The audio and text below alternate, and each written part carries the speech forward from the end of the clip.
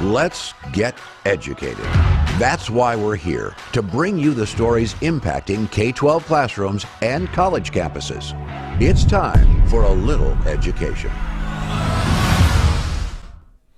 Hello, everyone. I am Katie Petrick, joined by Dave Fira.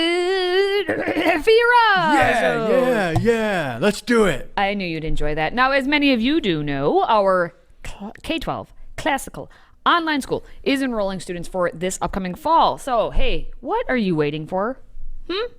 Exactly what?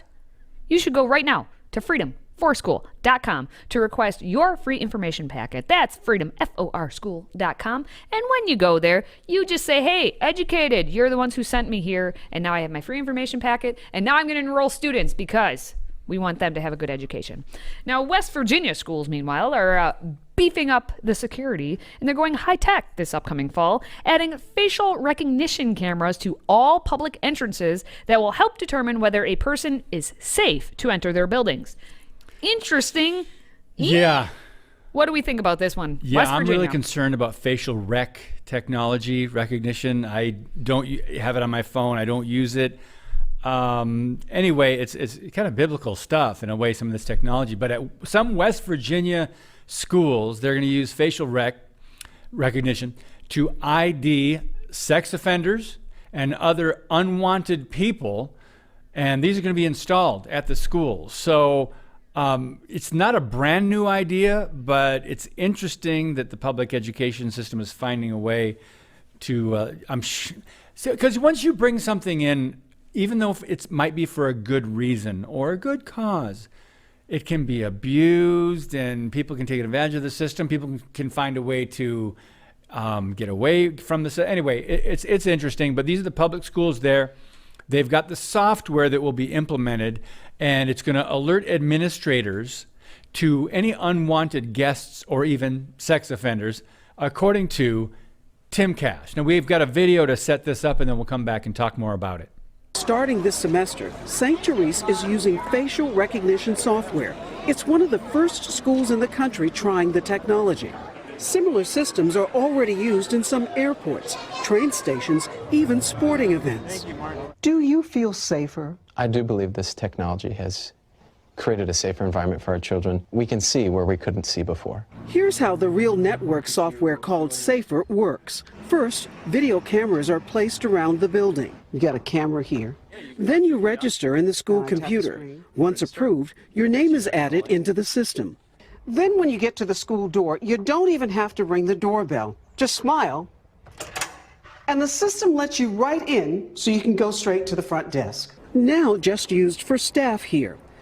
Visitors must be approved before being let in. And if someone is a known threat, as in this demonstration with a Real Networks employee, threat detected, the system alerts school staff and the doors stay locked. But some critics worry the information could end up in the wrong hands. I have no doubt that at some point some of it will end up on some rogue website somewhere out there on the internet, and it won't be able to be gotten back. Important concerns as educators consider high-tech upgrades in school security, but wonder, will they pass the test? Threat detected. Threat detected. Exactly. I mean, what's it going to cause the person to run off? Interesting, Katie, your thoughts? Initial thoughts, we keep beefing up security. When we talk about, like, anytime, unfortunately, there's a shooting at a school, it's beefing up security. And we focus here on, like, what technological things can we do to solve the issue. On this side, we have actual education of children and actually understanding how children operate and if they have any issues going on, maybe mental health things. And we're like, we could address that, but instead, let's beef up security. It's always coming down to, we could actually deal with the real problem, or we could just beef up security. And so, like, if you think, like, back in my day when I went to school, you would just walk into the school building, you'd go to the classrooms, we didn't have any issues, but, like, these schools everywhere now, it's probably easier to get into a prison or out of a prison than it is to get into or out of these schools. Like the ones that are really beefing up the security. And it's like, do you want that for your children? Or should you just keep them at home where it's probably a lot safer? I don't know. Well, the upgrades, the upgrades to technology are coupled with a $2 million investment from the state government to improve school safety. So yeah, the government gets involved. Tax dollars are involved, of course. And you're talking about, and now this was just one school. And so millions of dollars per school. And think about this. If you're the technology company, oh yeah, you're gonna, if more schools catch on to that, you're gonna start raking it in. And that's what I mean. These companies are out there in all different facets trying to, like, what can we create that we can mass market to all the schools, because the schools are always talking about how they need more security and they want to feel safe.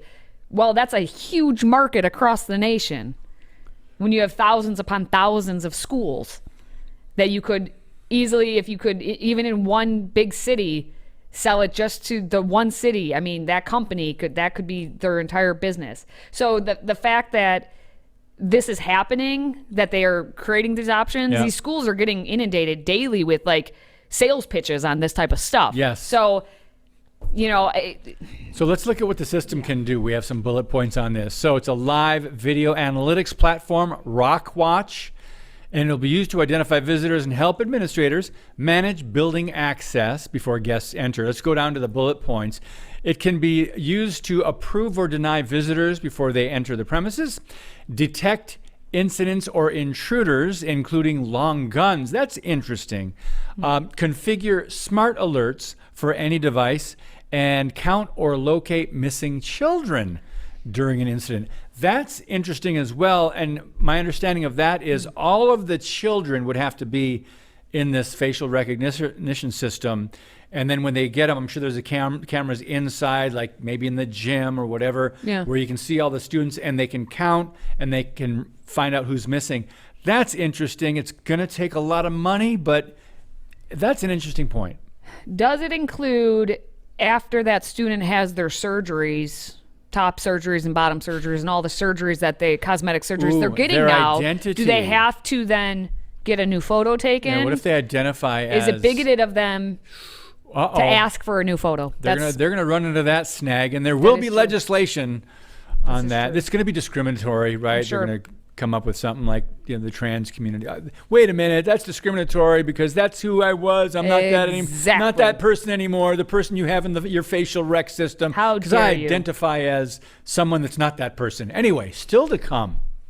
Hollywood actress and Planned Parenthood promoter Gwyneth Paltrow, as most in Hollywood do, she admits she was shocked. Katie, shocked by what California public schools were teaching her daughter about sex at such a young age. We're discussing that next. Today's episode is brought to you by FreedomProject Academy. Looking for a K-12 classical online school built on Judeo-Christian values? FPA is enrolling now for the fall. Request your free information packet at freedomforschool.com. That's freedom, F-O-R, school.com.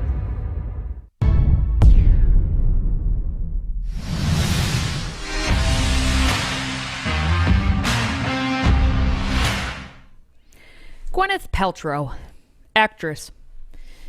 Liberal. Vagina perfumed candle maker. Was that? Yeah.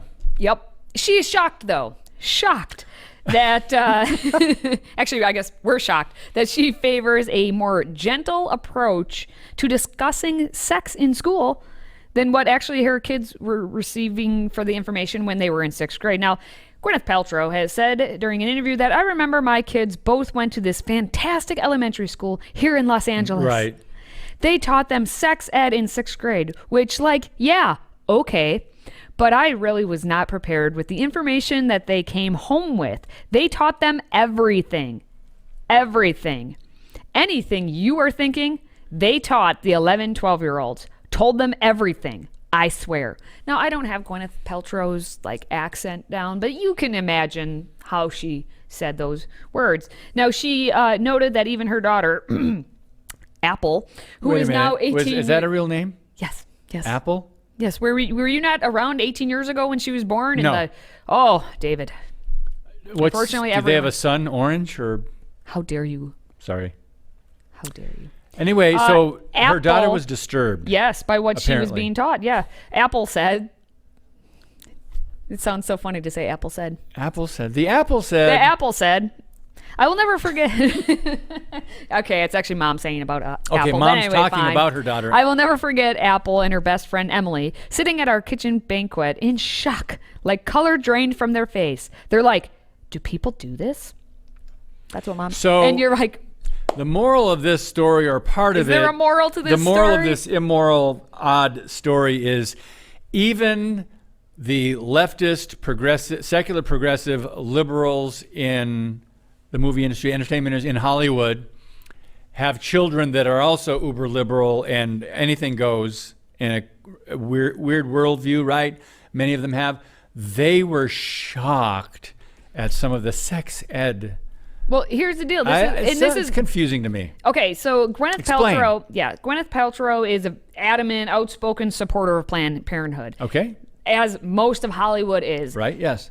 But it's like when it hits home and it's your own child, all of a sudden you do think a little differently, even in this context. Like maybe, yeah, she's still going to support Planned Parenthood because she's not putting connections together. But Gwyneth Paltrow, on the surface level, like all of them are like, oh yeah, Planned Parenthood. But when it hits home, when her daughter and her daughter's best friend are sitting right there at your kitchen table and with, as she said, color drained from their face, all of a sudden you turn off I need to be a supporter of everything left, and you become a common sense sane person again when it hits home.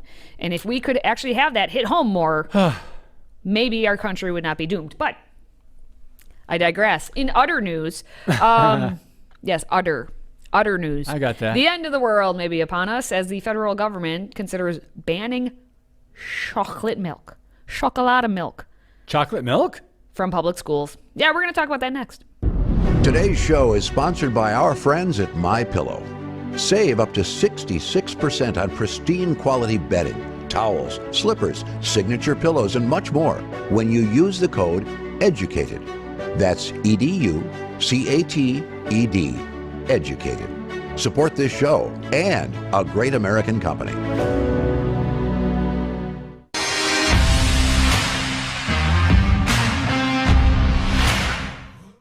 Chocolate milk outrage 2023. Let it don't be true. I'm sorry to Let it don't be true. I'm sorry to burst your little chocolate milk carton over there. Twitter users lit up the U.S. Department of Agriculture over a proposal that would ban chocolate milk for the children's in the cafeteria. A headline tweeted by the New York Post read, USDA weighs ban on chocolate milk in school cafeterias. And in the piece, it noted that this ban has already actually been adopted in major cities like San Francisco and Washington, D.C. Oh, I am shocked. Stop Color right me there. shocked. Stop right there. Whenever something starts with a brilliant idea in Washington, D.C. and San Francisco, Well, just the rest of the country take note, right? Don't follow along. I don't know what all those houseless people in San Francisco, because they can just go be housed in the cafeterias now. What are they going to drink? Now, this proposal would actually ban the product, chocolate milk, in elementary and middle school cafeterias across the whole country. I'm telling you right now, you're going to have a problem with those of us in the Midwest. You're just going to have a little teensy bit of a problem there. One official, Erica Lauren Kenny, a public health and nutrition professor at the Harvard T.H. Chan School of Public Health, actually told the Wall Street Journal, from a public health perspective, it makes a lot of sense to try to limit the servings of these flavored milks because they do have quite a lot of added sugar. Yes, from a public health perspective. But when do we actually ever look at things from a public health perspective? David?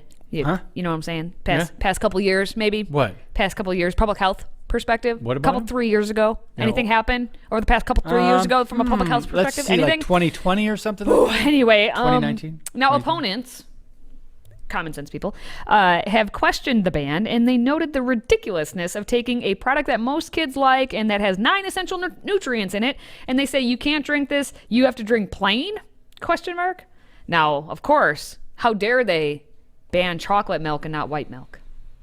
Ooh, you're opening up a whole nother can, Katie Petrick. But first, we've got to watch this video, and we'll come back and talk about it.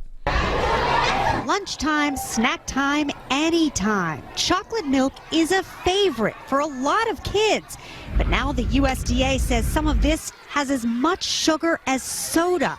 And now the government may take it off the menu at public schools. I think that's more of like my job as a parent to tell them what they should and shouldn't be able to have versus what the school feels as though my child should and shouldn't be able to have. Boston Public Schools has already taken it out of cafeterias.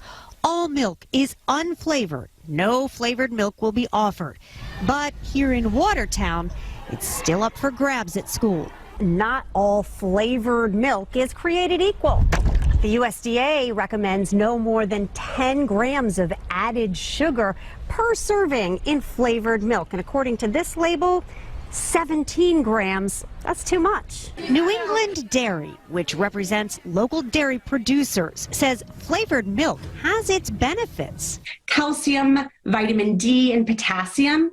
And those are 3 nutrients that we know kids aren't getting enough of. And the reality is, kids love flavored milk. Kids love sugar as well. Yes. I can argue on both sides of this. It's just hilarious to me that this is like chocolate milk. Huh. Here we go. Moo. Well, that was from CBS Boston, which, as most of us understand, it's not too far from Boston Harbor. Right? No, so chocolate, I mean, I saw that, did it say 26 grams of sugar? I mean, that is getting pretty high there. No, it's fine. Just ban the chocolate milk, and I guess you're going to have to survive, children, on your giant Frappuccinos that you get at Oh my Starbucks goodness, every good morning point. or after school. So it's Good okay. point. It's okay. And with those, we're talking about 1,000 calories and fat and sugar.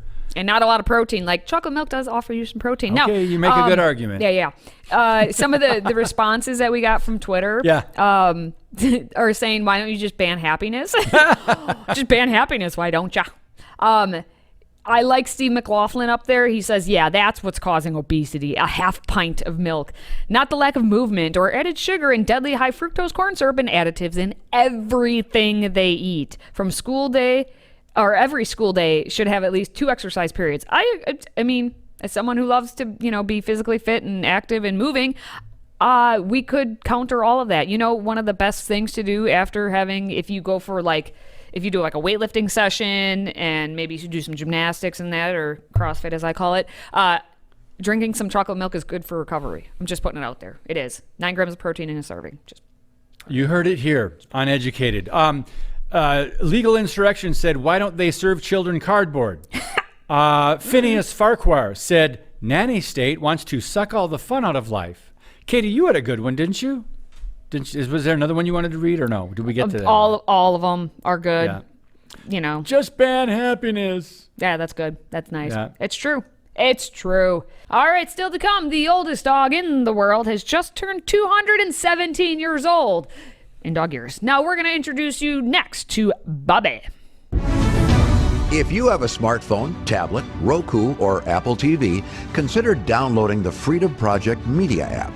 It's 100% free and includes all of our weekly shows, plus lecture series, archive programs, and award-winning animated videos for families like the Presidential Minute, Battles of America, and Heroes of the West.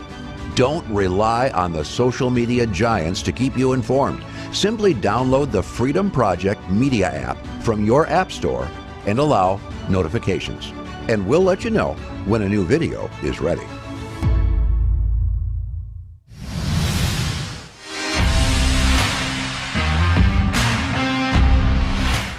Well, happy birthday, Bobby. It's spelled B-O-B-I.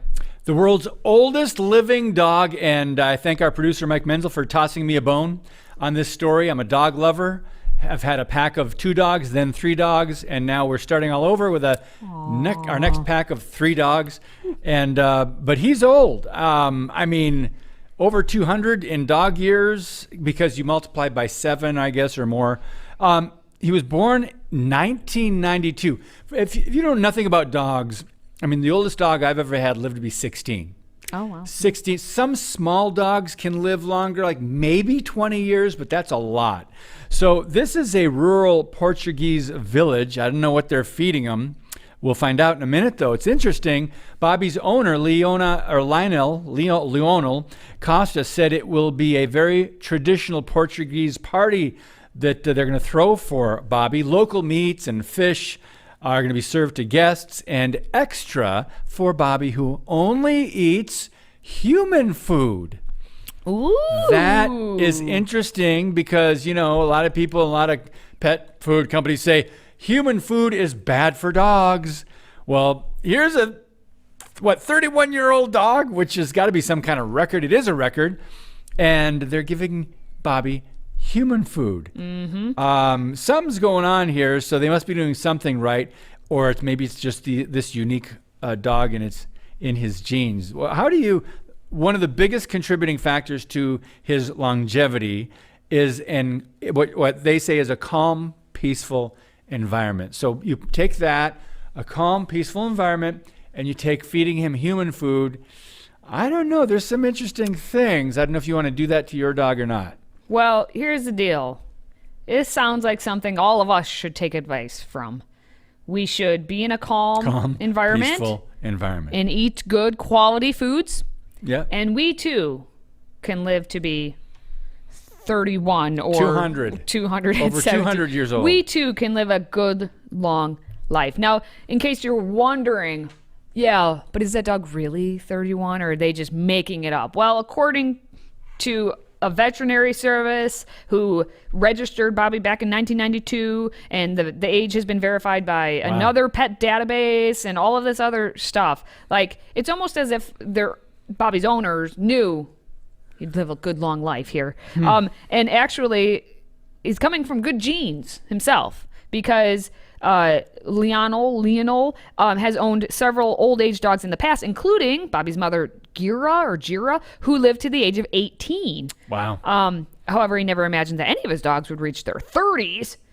I mean, humans, we're hoping once you're over 30, we're like, woohoo, Wow. So there's the Guinness Book of World Records certificate there. Congratulations and happy birthday, Bobby. And or for Bobby. Booby. We're not sure. Bobby.